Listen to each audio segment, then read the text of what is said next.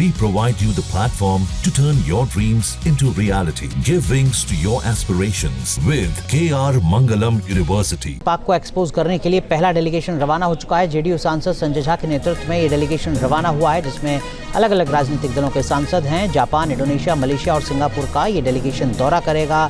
पाकिस्तान किस तरीके से आतंकिस्तान है ये पूरी दुनिया में एक्सपोज करेगा। ऑपरेशन सिंदूर को लेकर भारतीय डेलीगेशन विदेश रवाना हो चुका है। 17 सांसद 9 देशों को बताएंगे पाकिस्तान की करतूत। अलग अलग देशों के लिए अलग अलग डोजियर तैयार किए गए हैं। उस डोजियर में पाक टेरर लिंक के फोटो के साथ जानकारी दी गई है। डोजियर में पाकिस्तान के आतंक फैक्ट्री का जिक्र है। ऑपरेशन सिंदूर के पीछे की सोच, मकसद की जानकारी साझा की गई है। डोजियर सीज फायर के बारे में भी पूरी जानकारी देता है। डोजियर में कहा गया है कि ट्रंप की मध्यस्थता की बात सही नहीं है। आतंकवाद को लेकर भारत की चिंताओं से ये सांसद पूरी दुनिया को अवगत कराएंगे। हमारे सहयोगी विकास चंद्रा हमारे साथ जुड़ चुके हैं ज़्यादा जानकारी के साथ। विकास जी, क्या कुछ और अपडेट मिल पा रहा है? थोड़ी बहुत खींचतान हुई थी, सियासत हुई थी, लेकिन उसके बाद में जो डेलीगेशन है वो जा रहा है पूरी दुनिया में आतंकिस्तान को एक्सपोज करने के लिए। काफ़ी ज़्यादा उम्मीद है।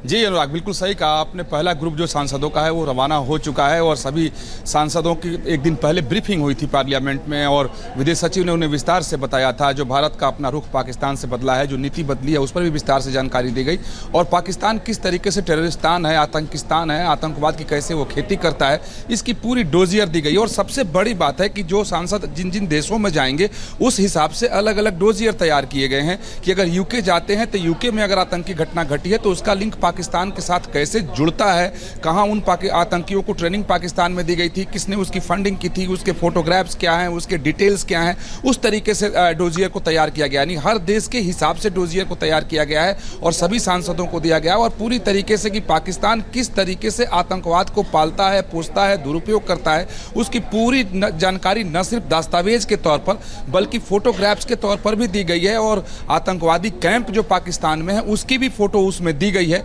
और सभी सांसदों को उसी हिसाब से ब्रीफ किया गया है कि उस देश से पाकिस्तान में जो आतंकी है तो किस तरीके से वो भी दुष्प्रभावित हो रहा है। और आप देखें कि देशों का चयन भी काफ़ी सोच समझ कर किया गया है। तो पूरे कह सकते हैं कि एक पुलिंदा के साथ है, यानी जो पाकिस्तान की करतूतों का पुलिंदा, उसको लेकर के सांसद निकले और दुनिया के सामने उसकी हकीकत को रखेंगे और पर्दाफाश करेंगे कि किस तरीके से पाकिस्तान न सिर्फ भारत के लिए बल्कि पूरी दुनिया के लिए आतंकवाद को लेकर सिरदर्द बनता चला जा रहा है। एक दौर था विकास जी जब विपक्ष के नेता के तौर पर वाजपेयी जी गए थे बताने के लिए कि इंडिया को रिप्रेजेंट करने के लिए, और इस बार 17 अलग अलग जो रिप्रेजेंटेटिव हैं वो पहुंच रहे हैं। एक मैच्योर डेमोक्रेसी की झलक भी है आतंक के खिलाफ।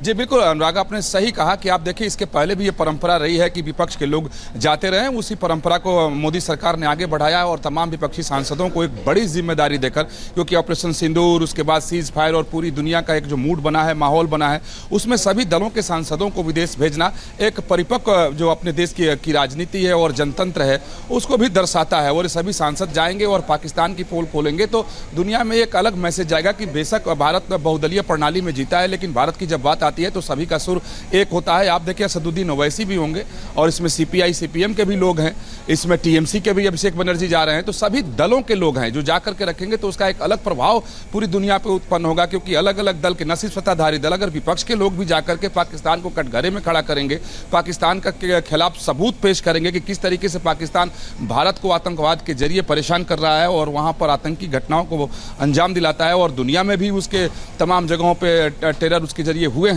तो उसका अपना एक अलग असर जाएगा। और ये तो बिल्कुल सही बात है कि अपने देश की अगर जनतंत्र की बात करें, जब भारत की बात आती है तो आमतौर पर सभी पार्टियां एक सुर में दिखाई देती हैं।